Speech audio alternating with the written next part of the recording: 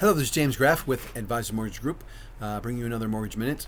This is more than a minute, and it's not really so much tied perfectly to mortgages, but again, this is my example of that you should know everything you can know in order to know which way rates are going and which way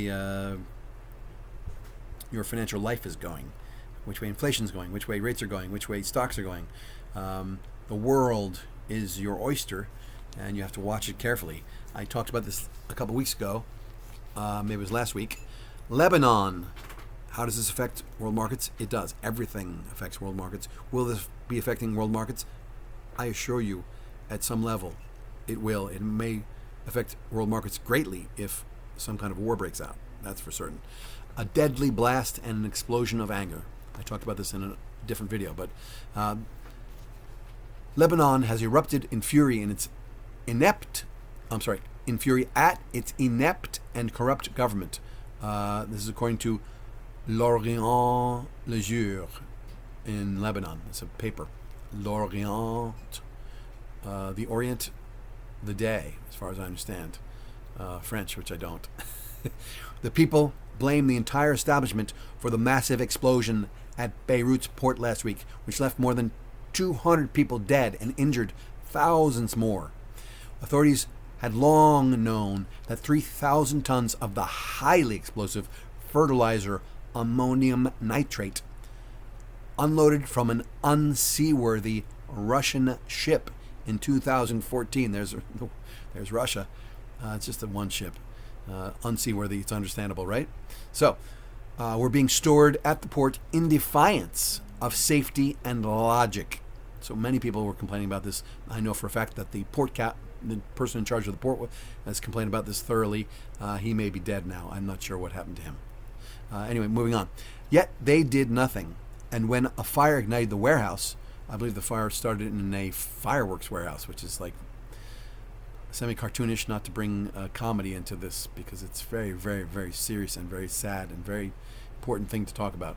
So the fireworks warehouse caught on fire, which then set the ammonium nitrate into a serious, serious explosion. The fertilizer detonated with the force of a nuclear blast. Here's my question from last week. How big a blast was it? And I said it's probably the biggest blast since World War II, Hiroshima and Nagasaki.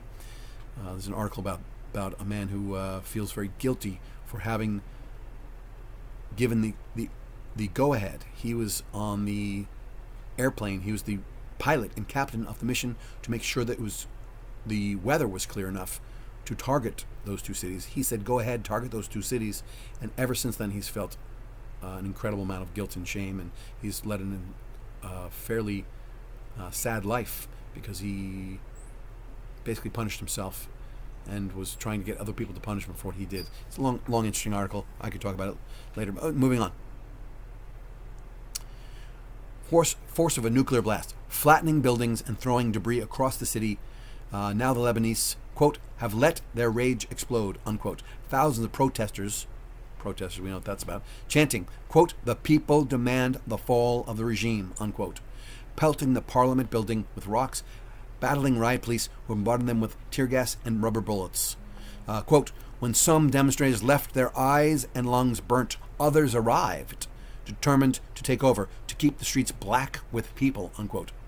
So, constant. 6 days after this tragedy, Prime Minister Hassan Diab, and his entire cabinet announced their resignation, which I kind of foreshadowed in my last video, saying that I'm not saying he's to blame, but the buck has to stop somewhere, right? I'm sure previous administrations had kept, kicking the can down the road about the ammonium nitrate, but they did take action and they resigned. I think it's a proud moment. I feel sorry for him that the buck stopped with him. I'm sure there's many, many, many, many more people equally guilty that did not suffer in any way. Okay, I shouldn't give my opinion so much on things that don't occur in the United States, should I? Let's keep it to a minimum. Getting rid of the government is just the start. This is according to a person in Lebanon. Not my opinion, not Advisors Mortgage. None of this is Advisors Mortgage opinion. In an editorial, the technocratic Diab took office in January after weeks of mass anti-corruption protests brought down the previous government of Prime Minister Saad Hariri. During Diab's 7 months at the helm, the Lebanese currency cratered, leaving many people penniless. And COVID-19 ravaged the land as the government failed to provide reliable water or electricity. Diab says his cabinet, quote, fought valiantly, unquote, but was defeated by, quote, an apparatus of corruption bigger than the state, unquote. And this is fairly common in, again, I'm giving my opinion, in countries like this. This is the opinion. This is what happens. There's more corruption outside the state. In places like the EU and the United States, you find the corruption mainly inside the state, mainly inside the governments. Not entirely, but there's a lot of corruption. I would say the proportion is higher within the government in places unlike Lebanon that has unbelievable amount of corruption going on around it and inside it and everywhere, right? So anyway, moving on.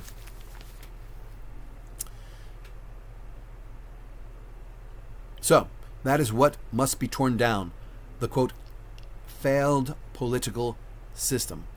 This is written by someone in Lebanon, that apportions power among various Muslim and Christian sects, encouraging each to loot the state and bestow favors on their own constituents.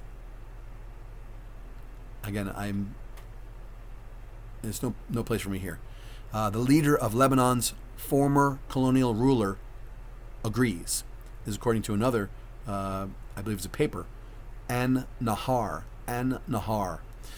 As our politicians hid from the angry crowds, it was French President Emmanuel Macron, I'm not sure how you say it, who strode among the rubble of Beirut, comforting the people and promising international aid.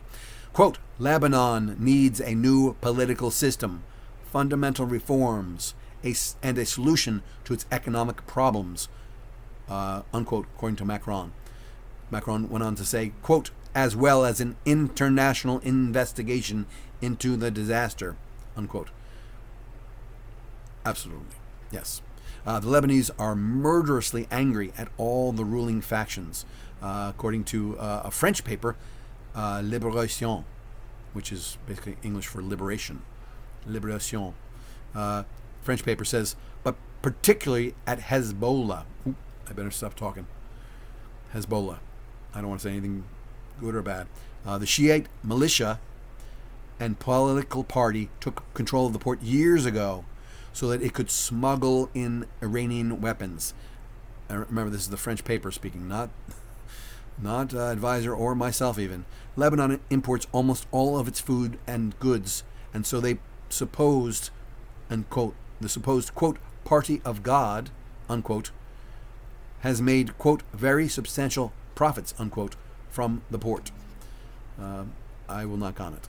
Reform is almost impossible from within because Lebanon's Christian president, Michel Aoun, I have no idea how to pronounce that, Aoun, has made an alliance with Hezbollah to safeguard his own political interests. That's very common, actually. There's a controlling party and there's a controlling active group in many, many countries in the world, right? Anyway, if foreign powers really want to help this crippled country, they must ensure that no aid flows to Hezbollah or the corrupt government. We can rely only on civic groups and the generosity of the world. Now, along those lines, I know that I think the French aid is actually headed towards the schools. The universities are going to be in charge of the money. I'm not sure. Are the hospitals get them only? I'm not sure, but something very specific only. I think it's maybe just the hospitals, and the hospitals are going to continue the money on from there. I'm not sure that's true. But my point is that the French made sure that the government and Hezbollah could not have the funds that they injected into the country. And I'm pretty sure that's true of other international aid coming to the country. They're earmarking it for only for groups they trust, like universities, like hospitals, specifically not giving to the government, specifically not giving it to local groups like Hezbollah. Anyway, that's I think enough on that topic. Interesting topic to me because, again, these events could flare up even more and affect the world in ways that we can now somewhat foresee, or can say that I saw that coming. If you don't see it coming, it's a big, big slap in the face. If you do see it coming, at least you can, Anyway, so I hope all is well. I wish only the best for all of the Lebanese people and everyone involved. My heart goes out to all those who have lost loved ones and are suffering, always, all over the world, really. So, and especially in Lebanon after reading that. With that, I have to thank you for listening thus far. This has been James Graff with Advisors Mortgage Group. None of that is Advisors Mortgage Group's opinion whatsoever. It has nothing to do with Advisors Mortgage Group. But that's my Mortgage Minute. It has been 11 minutes, and thank you for listening again, and hope that you have an absolutely fantastic day. Thanks again.